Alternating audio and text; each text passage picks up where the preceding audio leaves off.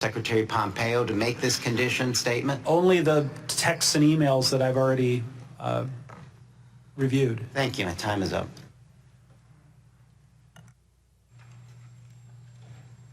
Ms. Stefanik. Thank you, Ambassador Sondland, for your service. And I also want to thank you for your recognition in your opening statement of your hardworking staff at the U.S. mission to the EU. Mr. Sondland, you testified that you never received any direct confirmation or specific information as to why there was a hold on aid. That's correct. And in fact, you testified, quote, President Trump never told me directly that the aid was conditioned on the investigations, end quote. That's correct. You said, quote, never heard those words from the president, correct? Correct.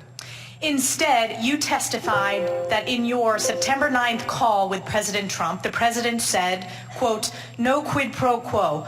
I want nothing. I want nothing. I want President Zelensky to do the right thing, do what he ran on, end quote. Is that correct? That's correct. And the fact is, the aid was given to Ukraine without any announcement of new investigations.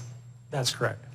And President Trump did, in fact, meet with President Zelensky in September at the United Nations, correct? He did. And there was no announcement of investigations before this meeting? Correct. And there was no announcement of investigations after this meeting? That's right.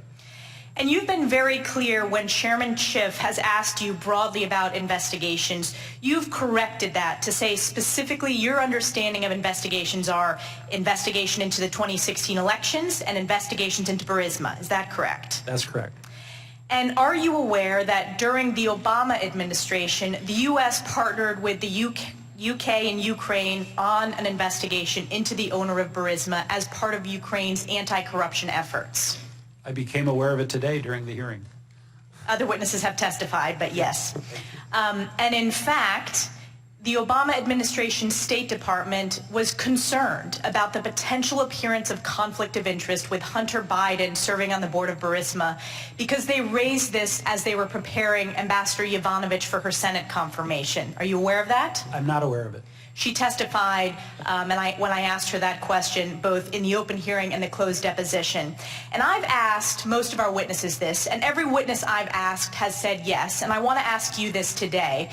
Do you believe that Hunter Biden having a position on the board of Burisma has the potential appearance of a conflict of interest?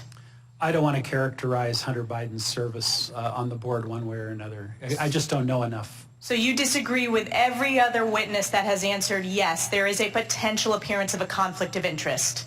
Well, you asked if there was a conflict or an appearance. My quote was the potential appearance of a conflict of interest. I didn't hear the word appearance. Well, clearly it's an appearance of a conflict. Correct. Clearly it is an appearance of conflict of interest. Again, this is something that every witness has answered yes to or agreed with it could have a potential appearance, and yet we are not allowed to call Hunter Biden to answer questions in front of this committee. Thank you again for your truthful testimony today, and I yield back. Thank you.